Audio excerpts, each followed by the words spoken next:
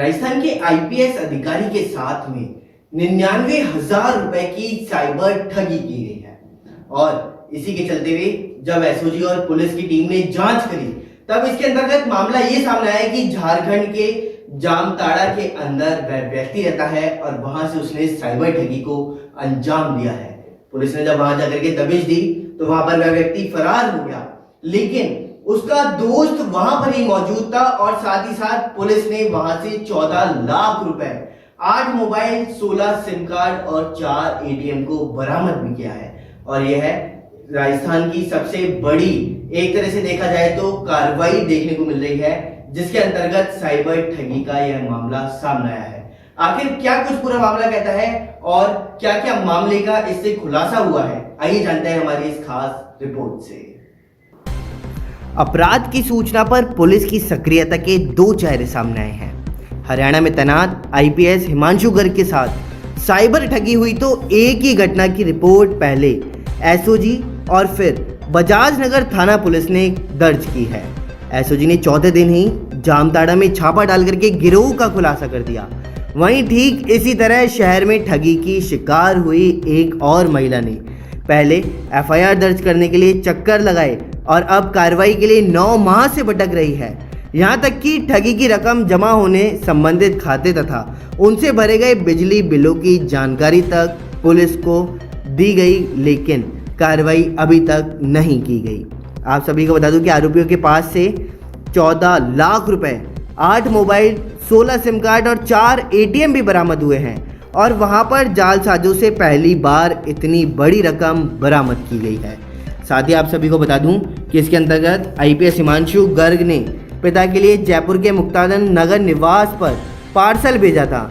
नहीं पहुंचा तो गर्ग के चचेरे भाई निमिष ने गूगल पर कोरियर कंपनी का नंबर सर्च किया और नेट पर हूबहू साइट जालसाजों ने बना रखी थी। जालसाजों ने 10 रुपए ऑनलाइन मांगे, फिर लिंक भेजकर अकाउंट से 99,000 रुपए निकाल लिए।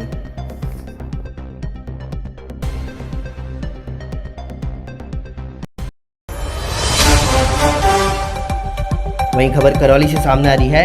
करौली के नादोदी ब्लॉक के राजकीय मॉडल स्कूल में प्रवेश प्रक्रिया को शुरू कर दिया गया है। वहीं कक्षा 6 से लेकर के 12वीं तक के प्रवेश के लिए प्रक्रिया को शुरू किया गया, तो साथ ही साथ कक्षा 6 से 8 तक के लिए वरीयता क्रम के आधार पर प्रवेश मिल सकेगा। वहीं कक्षा 9 से 12वीं तक के लिए आयोजित होगी प्रवेश परीक्षा, तो वहीं 31 जुलाई तक जमा कराए जा सकते हैं अब आवेदन।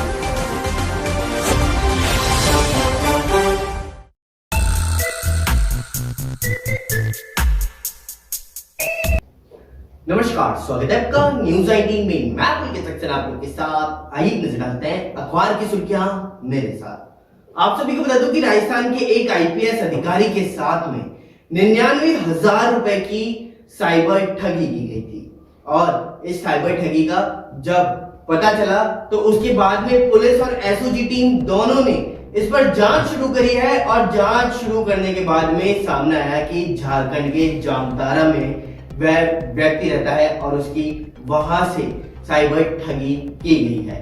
तो इसी को देखते हुए वहां पर पुलिस ने दबिश दी और पुलिस ने जब दबिश दी तो वहां पर मौजूद वह व्यक्ति तो वहां से फरार होने में कामयाब रहा, लेकिन उसका दोस्त वहां पर ही मौजूद था। तो पुलिस ने उसे पकड़ लिया है और साथ ही साथ वहां से 14 लाख रुपए, 8 मोबाइल, 16 सिम कार्ड और 4 एटीएम बरामद करके उन्हें जब्त कर लिए हैं। साथ ही एक बात और आप सभी को बता दूं कि पुलिस अब जल्द ही उस आरोपी को भी पकड़ने में लगी हुई है। चलिए एक नजर डालते हैं दूसरी खबर की ओर, जिसमें आप सभी को बता दूं कि राजस्थान सरकार ने जो अभी राजस्थान के अंदर वैक्सीनेशन हो रहा है उस वैक्सीनेशन को लेकर के केंद्र से वैक्सीनेशन की मांग की है। उन्होंने कहा कि जो उन्होंने निजी अस्पतालों को 25% वैक्सीनेशन करने की अनुमति दे रखी है, वह 25% उनकी जगह हमको दे दी जाए या फिर हमें ही पूरी तरीके से वैक्सीनेशन लगाने की अनुमति दे दी जाए, क्योंकि निजी जो अस्पताल हैं वहां पर वैक्सीनेशन नहीं हो रहा है और लोग उनकी तरफ रुझान नहीं दिखा रहे हैं, क्योंकि ऐसा आंकड़ों के अनुसार कहा जा रहा है। और अगर हम आंकड़ों की बात करें तो निजी को 25% वैक्सीनेशन की डोज दी गई थी, जिसमें 16 लाख टीके निजी अस्पतालों को राजस्थान के अंदर दिए गए थे और उनमें से मात्र 1.37 लाख लोगों को ही अभी निजी अस्पतालों ने टीका लगाया है।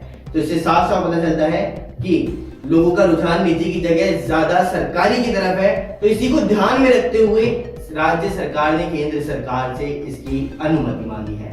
चलिए अब एक बात और आप सभी को बता देता हूं कि अभिनेता आमिर खान जिनकी दूसरी शादी हो चुकी है और अब उनका दूसरा तलाक भी हो रहा है, जिसमें आप सभी को बता दूं कि आमिर खान ने किरण राव का तलाक कर लिया है।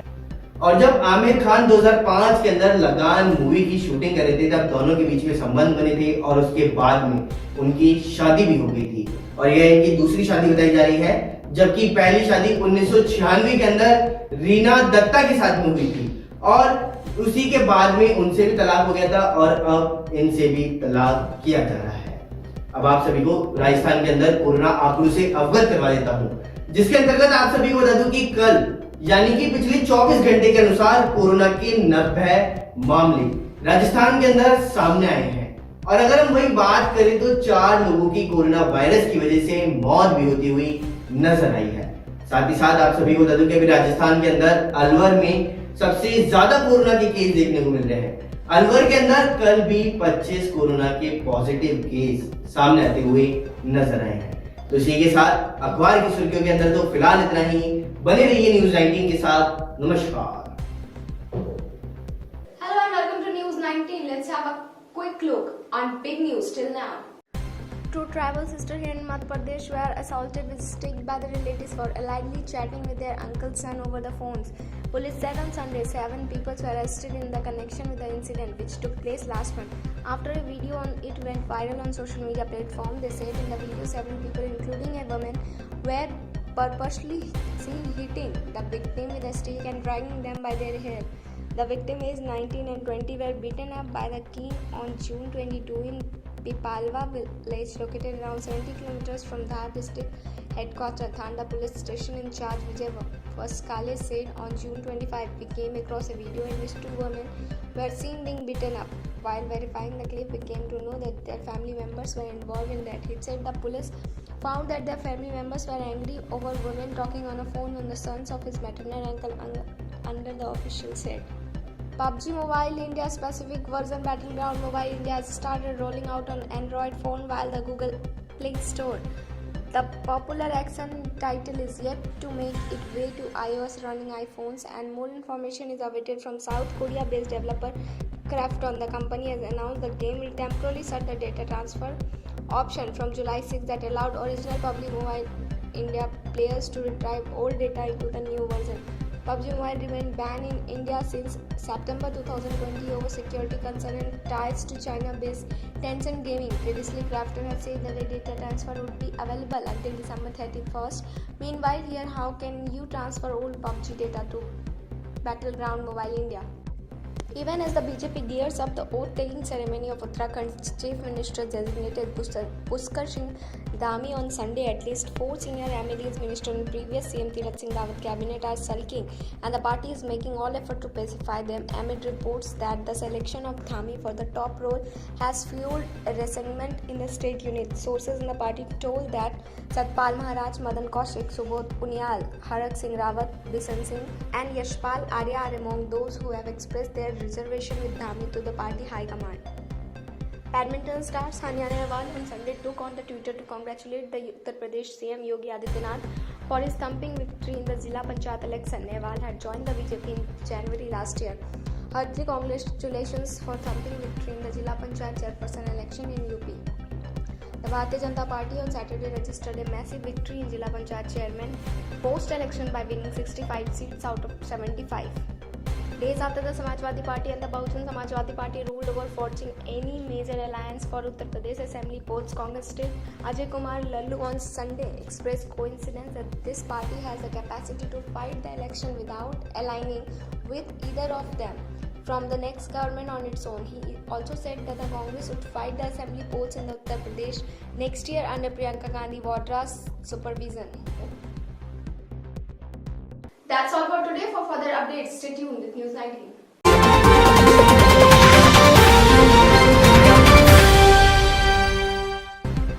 रजियापुर से जहां 5,000 रुपए की रिश्वत लेते हुए कांग्रेस पार्षद कमल मीणा और उसके मुंशी सुनील गुज्जर को एसीबी ने कोर्ट में पेश किया है। आपको बता दें कि जहां से दोनों के दिनांक 17 जुलाई तक जेल भेजने के आदेश दिए गए।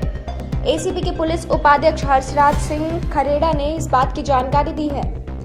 पार्षद कमल मीणा को कांग्रेस ने निष्कासित कर दिया है। वहीं जिला अध्यक्ष रविंद्र त्यागी ने इस बात का खुलासा किया।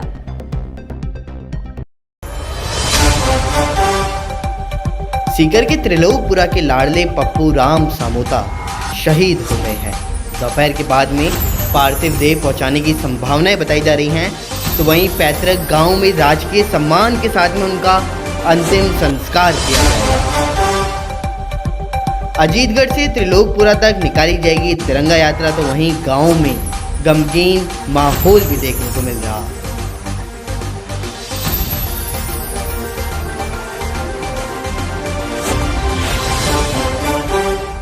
बॉलीवुड के अंदर रोज कुछ नया ताजा मामला सामने आता है और एक बार फिर ऐसा ही मामला सामने आया है, जिसके अंतर्गत आप सभी को बता दूं कि आमिर खान अब किरण राव के साथ में तलाक कर रहे हैं। और आमिर खान ने 2005 के अंदर किरण राव से शादी की थी और यह उनकी दूसरी शादी थी और इसके बाद में वह अब तलाक ले रहे हैं। और पहली शादी जब आमिर खान की थी तो वह 1986 के अंदर रीना दत्ता के साथ में की गई थी। और इसी के साथ साथ जब लगान मूवी की शूटिंग की जा रही थी तब किरण राव के साथ उनके संबंध बने और उसके बाद में शादी रचाई गई थी। लेकिन एक बार फिर अंजाम वही निकला, जैसे पहली शादी टूटी वैसे ही अब दूसरी बार भी तलाक होता हुआ नजर आ रहा है। आखिर इस तलाक के पीछे का कारण क्या है, आइए जानते हैं हमारी इस खास रिपोर्ट से। देश के अंदर एक और सेलिब्रिटी ट्रेजेडी हुई है। अभिनेता आमिर खान और फिल्म निर्देशक किरण राव के बीच में तलाक हो गया है। फिल्म लगान की शूटिंग के दौरान दोनों के अंदर प्यार हुआ था और कुछ समय लिव इन में रहने के बाद आमिर ने 2005 में किरण से शादी की थी। आमिर की यह दूसरी शादी थी। दोनों के सरोगेसी से एक 10 साल का बेटा आज़ाद भी है। आमिर ने पहली शादी 1986 में रीना दत्ता से की थी, जो 16 साल चली थी।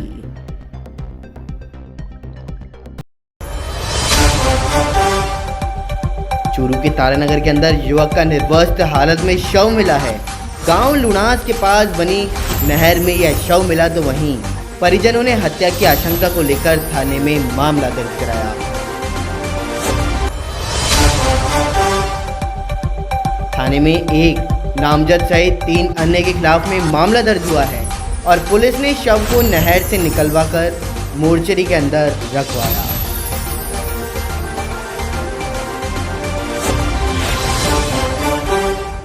राजस्थान के अंदर अभी केंद्र सरकार की तरफ से वैक्सीनेशन किया जा रहा है और इसी वैक्सीनेशन के चलते हुए अभी जो निजी अस्पताल हैं उन सभी अस्पतालों को 25% वैक्सीनेशन करने की अनुमति दी गई है।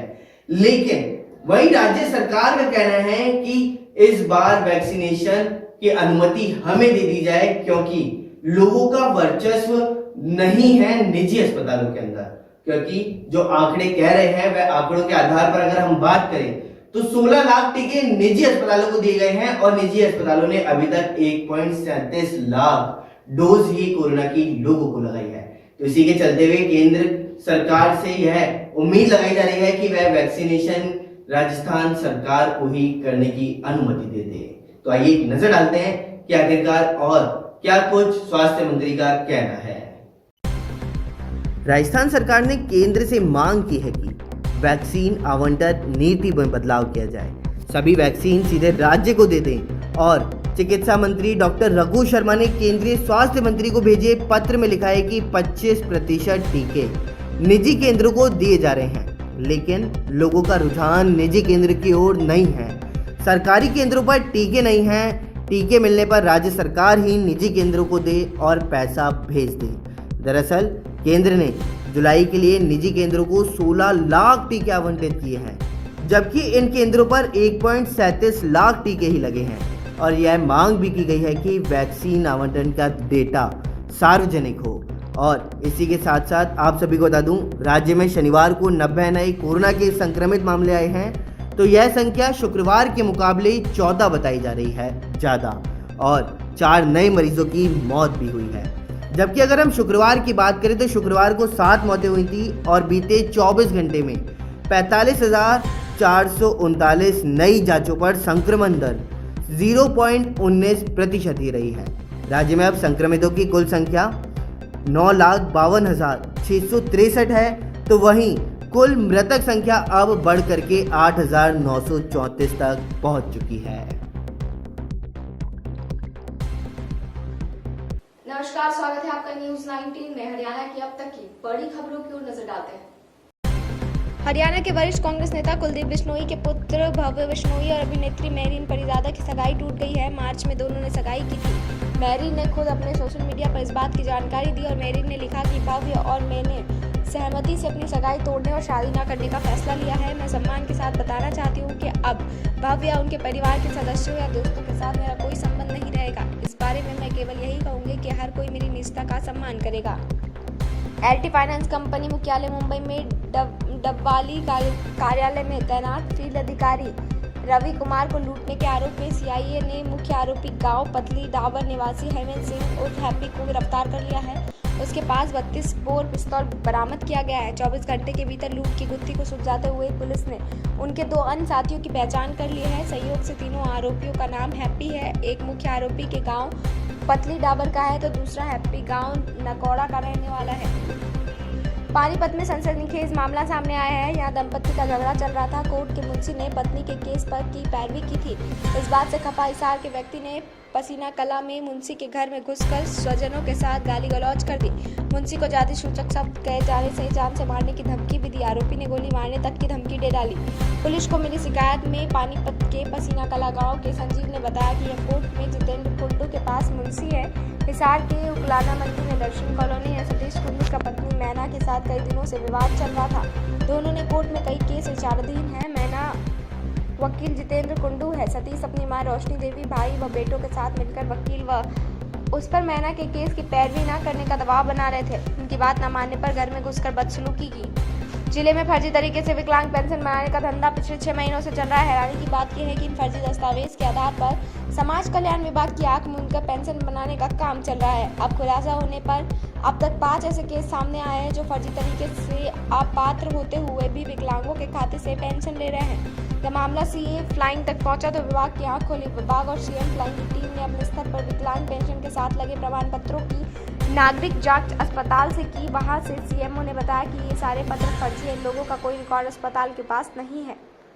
हरियाणा ओपन विश्वविद्यालय शिक्षा बोर्ड 10वीं के फ्रेश छात्रों को न्यूनतम अंक प्रदान कर प्रमोट करेगा। इसके आधार पर 12वीं कक्षा का परीक्षा परिणाम तय होगा। परिणाम से असंतुष्ट विद्यार्थी 16 अगस्त से 15 सितंबर के मध्य अनुकूल हालत होने पर परीक्षा दे सकेंगे। बताया कि 10वीं के सभी प्रेशर परीक्षार्थियों के न्यूनतम 33% अंक प्रदान कर प्रमोट किया जाएगा।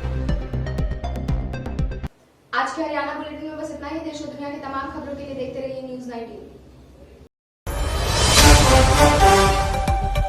12 जिले के अंता के अंदर लंबे इंतजार के बाद में कल होगा भीमराव अंबेडकर की प्रतिमा का अनावरण। साथ ही खान मंत्री प्रमोद जैन भाया इस प्रतिमा का अनावरण करेंगे।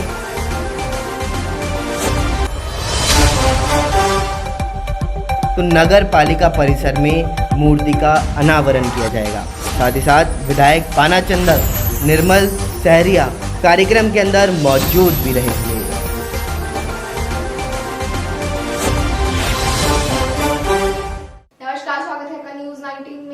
आपके साथ स्वाति मिश्रा। अब तक की तमाम बड़ी खबरों की ओर नजर डालते हैं फटाफट अंदाज में।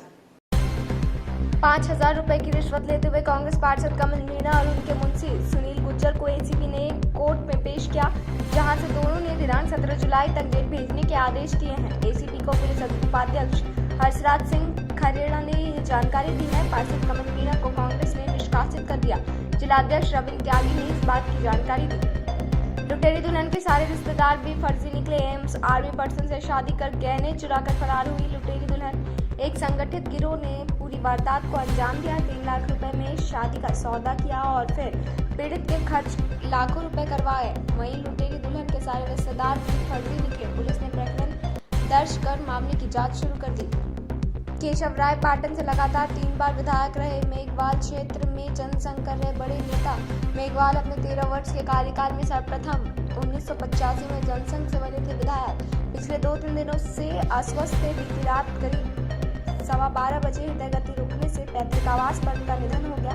आज पैतृक गांव कापरेन थाना इलाके में अलीला में अंतिम संस्कार किया जाएगा। डीजल 18 और पेट्रोल 37 पैसे महंगा हो गया। डीजल के दाम 98 रुपये 55 रुपये प्रति लीटर पहुंच गए हैं। वहीं पेट्रोल के दाम 106 रुपये 36 पैसे प्रति लीटर हो गया है। उधम सिंह नगर जिले के खटीमा में 2 बार से भाजपा विधायक पुष्कर सिंह धामी उत्तराखंड के नए मुख्यमंत्री होंगे।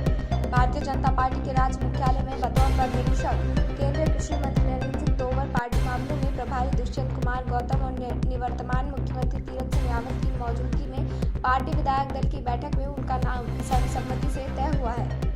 कोरोना संक्रमण के चलते आज एक युवा आरटीएस अधिकारी की मौत हो गई। डीएसपी अमित आला पिछले 1.5 महीनों से कोरोना संक्रमण से जूझ रहे थे और उनका राजधानी के एक निजी अस्पताल में इलाज जारी था।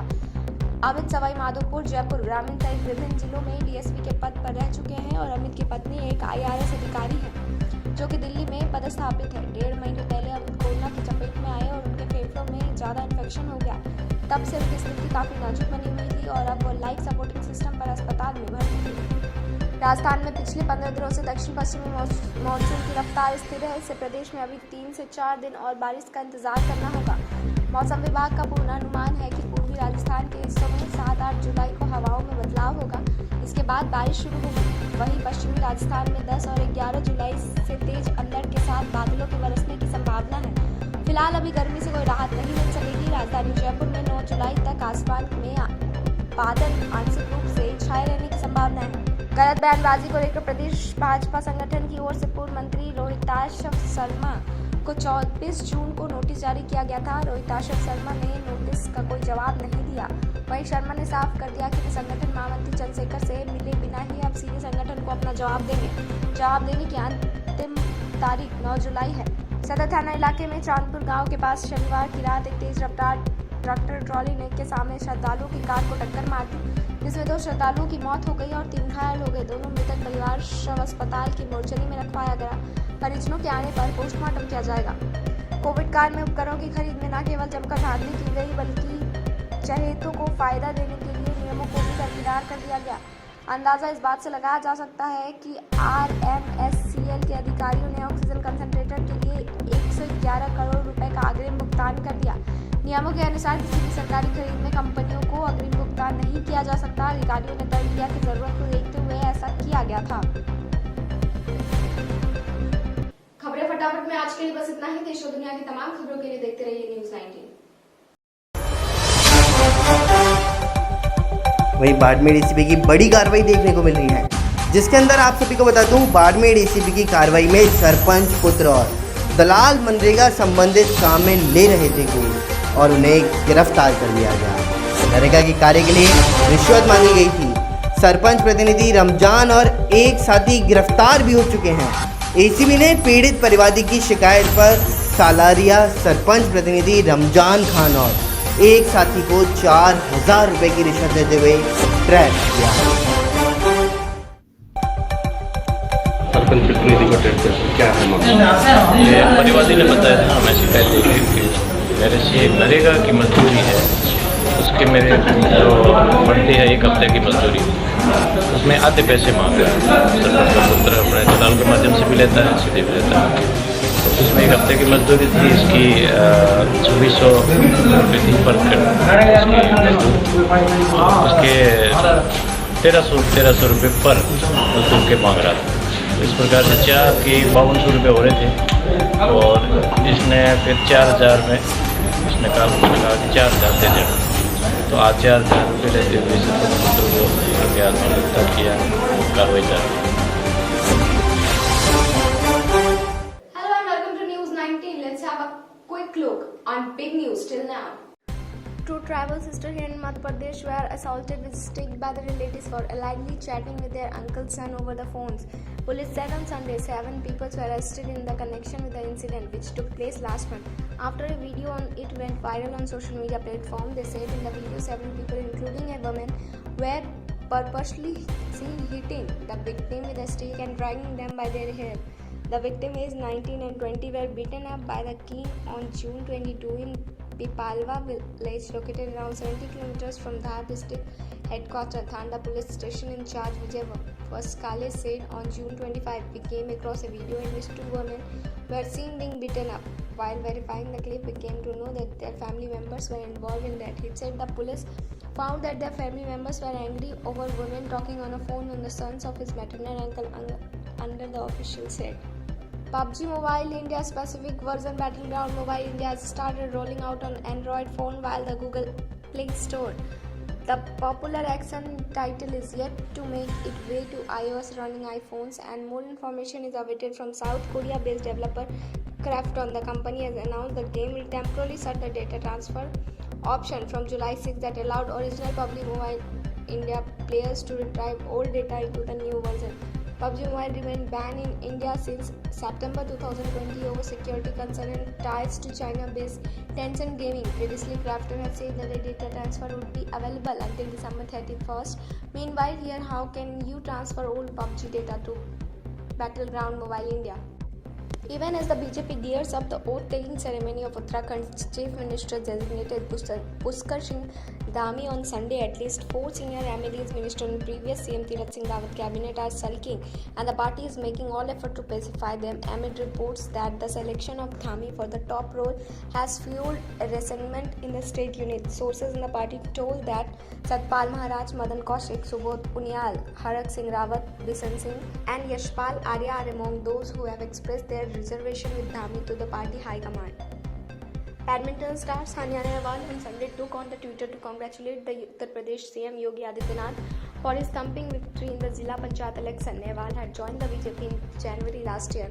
Hearty congratulations for thumping victory in the Zilla Panchayat chairperson election in UP. The Bharatiya Janata Party on Saturday registered a massive victory in Zilla Panchayat chairman post-election by winning 65 seats out of 75. Days after the Samajwadi Party and the Bahujan Samajwadi Party ruled over forging any major alliance for Uttar Pradesh Assembly polls, Congress chief Ajay Kumar Lallu on Sunday expressed coincidence that this party has the capacity to fight the election without aligning with either of them from the next government on its own. He also said that the Congress would fight the assembly polls in Uttar Pradesh next year under Priyanka Gandhi Vadra's supervision. That's all for today. For further updates, stay tuned with News 19.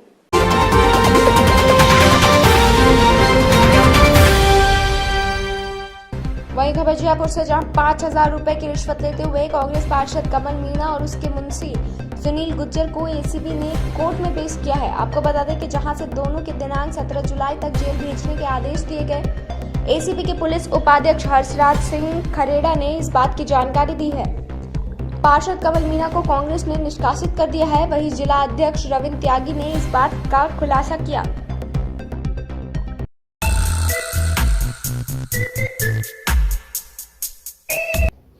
नमस्कार, स्वागत है आपका news 18 में। मैं पुलकित सक्सेना आप लोग के साथ। आइए नजर डालते हैं अखबार की सुर्खियां मेरे साथ। आप सभी को बता दूं कि राजस्थान के एक आईपीएस अधिकारी के साथ में 99,000 रुपए की साइबर ठगी की गई थी, और इस साइबर ठगी का जब पता चला तो उसके बाद में पुलिस और एसओजी टीम दोनों ने इस पर जांच शुरू करी है। और जांच शुरू करने के बाद में सामने आया कि झारखंड के जामताड़ा में वह व्यक्ति रहता है और उसकी वहां से साइबर ठगी की गई है। तो इसी को देखते हुए वहां पर पुलिस ने दबिश दी, और पुलिस ने जब दबिश दी तो वहां पर मौजूद वह व्यक्ति तो वहां से फरार होने में कामयाब रहा, लेकिन उसका दोस्त वहां पर ही मौजूद था। तो पुलिस ने उसे पकड़ लिया है और साथ ही साथ वहां से 14 लाख रुपए, 8 मोबाइल, 16 सिम कार्ड और 4 एटीएम बरामद करके उन्हें जब्त कर लिए हैं। साथ ही एक बात और आप सभी को बता दूं कि पुलिस अब जल्द ही उस आरोपी को भी पकड़ने में लगी हुई है। चलिए एक नजर डालते हैं दूसरी खबर की ओर, जिसमें आप सभी को बता दूं कि राजस्थान सरकार ने जो अभी राजस्थान के अंदर वैक्सीनेशन हो रहा है, उस वैक्सीनेशन को लेकर के केंद्र से वैक्सीनेशन की मांग की है।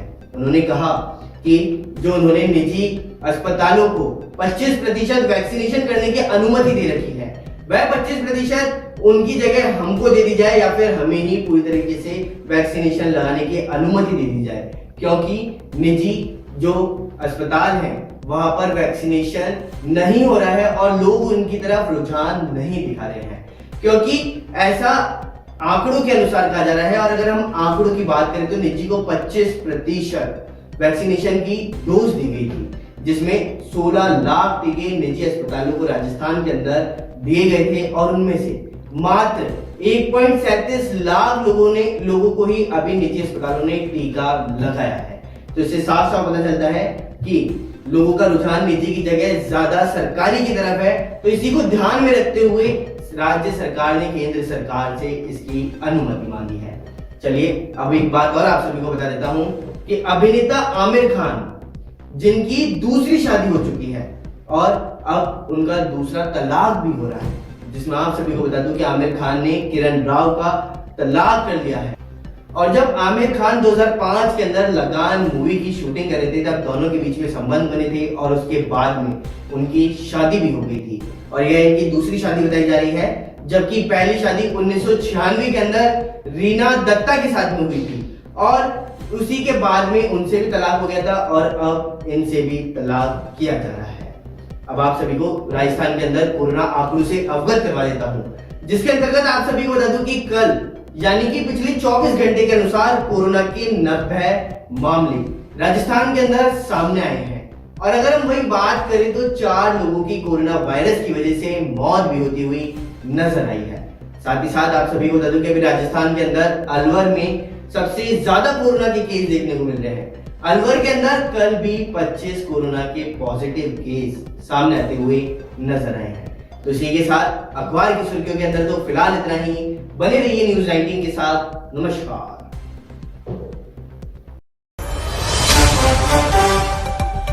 सीकर के त्रिलोकपुरा के लाडले पप्पू राम सामोता शहीद हो गए हैं। दोपहर के बाद में पार्थिव देह पहुंचाने की संभावनाएं बताई जा रही हैं, तो वहीं पैतृक गांव में राजकीय सम्मान के साथ में उनका अंतिम संस्कार किया जाएगा।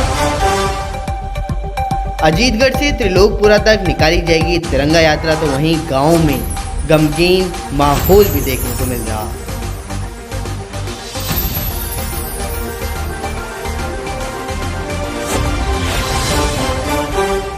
बॉलीवुड के अंदर रोज कुछ नया ताजा मामला सामने आता है और एक बार फिर ऐसा ही मामला सामने आया है, जिसके अंतर्गत आप सभी को बता दूं कि आमिर खान अब किरण राव के साथ में तलाक कर रहे हैं। और आमिर खान ने 2005 के अंदर किरण राव से शादी की थी और यह उनकी दूसरी शादी थी और इसके बाद में वह अब तलाक ले रहे हैं। और पहली शादी जब आमिर खान की थी तो वह 1986 के अंदर रीना दत्ता के साथ में की गई थी। और इसी के साथ साथ जब लगान मूवी की शूटिंग की जा रही थी, तब किरण राव के साथ उनके संबंध बने और उसके बाद में शादी रचाई गई थी। लेकिन एक बार फिर अंजाम वही निकला, जैसे पहली शादी टूटी वैसे ही अब दूसरी बार भी तलाक होता हुआ नजर आ रहा है। आखिर इस तलाक के पीछे का कारण क्या है, आइए जानते हैं हमारे इस खास रिपोर्ट से।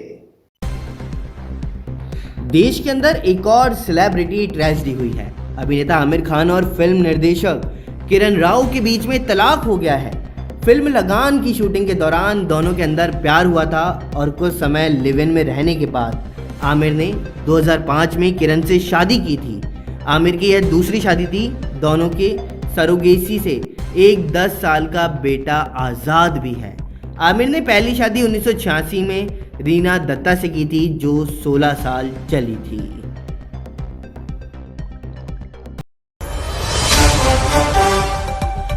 चूरू के तारानगर के अंदर युवक का निर्वस्त्र हालत में शव मिला है। गांव लुणास के पास बनी नहर में यह शव मिला, तो वहीं परिजनों ने हत्या की आशंका को लेकर थाने में मामला दर्ज कराया। थाने में एक नामजद सहित 3 अन्य के खिलाफ में मामला दर्ज हुआ है और पुलिस ने शव को नहर से निकलवाकर मोर्चरी के अंदर रखवाया।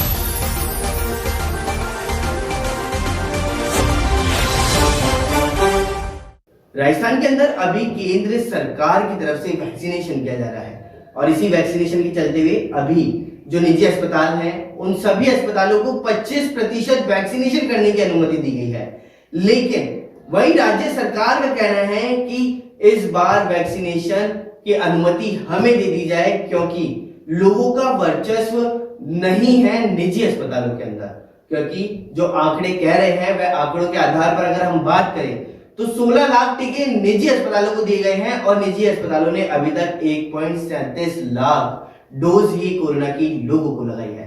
तो इसी के चलते हुए केंद्र सरकार से यह उम्मीद लगाई जा रही है कि वह वैक्सीनेशन राजस्थान सरकार को ही करने की अनुमति दे दे। तो आइए एक नजर डालते हैं कि आखिरकार और क्या कुछ स्वास्थ्य मंत्री का कहना है। राजस्थान सरकार ने केंद्र से मांग की है कि वैक्सीन आवंटन नीति में बदलाव किया जाए, सभी वैक्सीन सीधे राज्य को दे दें। और चिकित्सा मंत्री डॉक्टर रघु शर्मा ने केंद्रीय स्वास्थ्य मंत्री को भेजे पत्र में लिखा है कि 25% टीके निजी केंद्रों को दिए जा रहे हैं, लेकिन लोगों का रुझान निजी केंद्र की ओर नहीं है। सरकारी केंद्रों पर टीके नहीं हैं, टीके मिलने पर राज्य सरकार ही निजी केंद्रों को दे और पैसा भेज दे। दरअसल केंद्र ने जुलाई के लिए निजी केंद्रों को 16 लाख टीके आवंटित किए हैं, जबकि इन केंद्रों पर 1.37 लाख टीके ही लगे हैं। और यह मांग भी की गई है कि वैक्सीन आवंटन का डेटा सार्वजनिक हो। और इसी के साथ साथ आप सभी को बता दूं, राज्य में शनिवार को 90 नए कोरोना के संक्रमित मामले आए हैं, तो यह संख्या शुक्रवार के मुकाबले 14 बताई जा रही है ज़्यादा, और 4 नए मरीजों की मौत भी हुई है। जबकि अगर हम शुक्रवार की बात करें तो शुक्रवार को 7 मौतें हुई थी और बीते 24 घंटे में 45,439 नई जांचों पर संक्रमण दर 0.19% ही रही है। राज्य में अब संक्रमितों की कुल संख्या 9,52,663 है, तो वहीं कुल मृतक संख्या अब बढ़ करके 8,934 तक पहुंच चुकी है।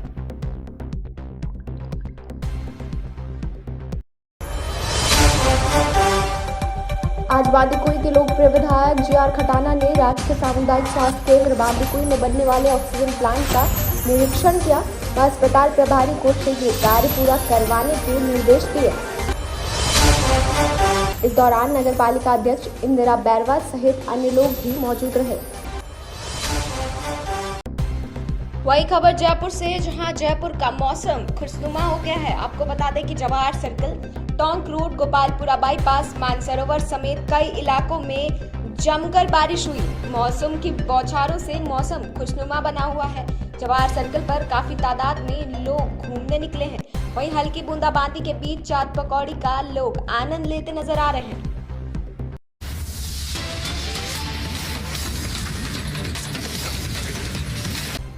27 वर्षीय मनोज सोनी पुत्र सत्यनारायण सोनी निवासी नीलगरो का मोहल्ला पुलिस थाना सिकंदरा को 2 साल के फरारी के बाद पुलिस ने गिरफ्तार कर लिया है। आपको बता दें कि प्लॉट का फर्जी पट्टा बनवाकर फर्जी पट्टे पर बैंक से लोन लेकर फरार करने का मामला दर्ज है।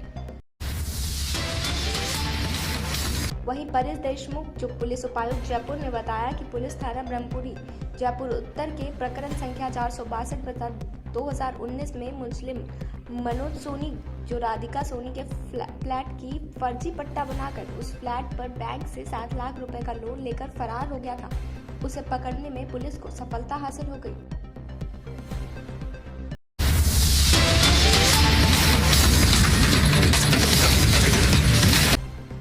स्वामी विवेकानंद की पुण्यतिथि पर चेयरमैन मुस्तफा खान, नगर पालिका अंता ने पुष्प अर्पित किए और इस मौके पर अधिशासी अधिकारी अनिल छिंगोनिया, महेश सिंगल, पार्षद रामराज बिगाड़ी, कांग्रेस कार्यकर्ता हरिलाल मेघवाल, विनोद मेहरा, संदीप शर्मा, वसीम खान, शहनवाज खान, नगर पालिका कर्मचारी जगदीश सुमन और दौलत राम कुशवाहा मौजूद रहे।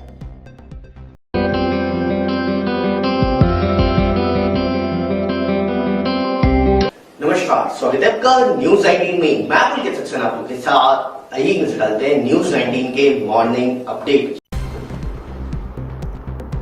श्री माधोपुर का लाल शहीद हो चुका है। त्रिलोकपुरा निवासी पप्पूराम सामोता शहीद हुए हैं और आज पहुंचेगी जवान की पार्थिव देह पैतृक गांव त्रिलोकपुरा की नवोड़ी वाली ढाणी में होगा जवान का राजकीय सम्मान के साथ अंतिम संस्कार। तो वहीं गलवान घाटी के सेना के ऑपरेशन में यह जवान शहीद हुए। राजस्थान हाईकोर्ट स्टेनोग्राफर परिणाम को लेकर के विरोध जारी है। 30 जून को जारी परिणाम को लेकर के विरोध बढ़ता हुआ जा रहा है, तो वहीं बेरोजगारों द्वारा परिणाम पर जताई जा रही है आपत्ति। कल भर्ती से जुड़े प्रदेश भर के अभ्यर्थी जयपुर में जुटेंगे और हाईकोर्ट प्रशासन से निष्पक्ष जांच के बाद परिणाम जारी करने की मांग भी करेंगे। 12 के अंदर खान मंत्री प्रमोद जैन भाया के गृह जिले में थम नहीं रहा है अवैध खनन का कार्य। पार्वती और परवन नदी में नाव से किया जा रहा है अवैध खनन, तो वहीं रोज सड़कों ट्रैक्टर ट्रॉली से बजरी का परिवहन किया जा रहा, लेकिन खान मंत्री का इस ओर बिल्कुल भी ध्यान नहीं। वैक्सीनेशन की बात करें तो 2,11,21,394 को फर्स्ट डोज लग चुकी है, तो वहीं 44,90,072 को सेकंड डोज लग चुकी है। तो वहीं 18 प्लस आयु वर्ग में शनिवार तक कुल 7,93,333 को फर्स्ट डोज लगी, साथ ही 1,10,586 को सेकंड डोज लगी है और राज्य को अब तक मिल चुकी है कुल 2,52,59,440 वैक्सीन की डोज। उदयपुर के अंदर कोरोना टीकाकरण अभियान एक दिन बाद फिर ठप हुआ है। वैक्सीनेशन अभियान जिसके चलते हुए आज जिले में कहीं नहीं लगेगा कोरोना का टीका और अगली खेप आने तक यह वैक्सीनेशन को बंद भी रखा जाएगा। तो वहीं जिले भर में कल लगे थे 31,000 से ज़्यादा टीके। मॉर्निंग अपडेट में फिलहाल इतना ही। बने रहिए न्यूज़ 19 के साथ। नमस्कार।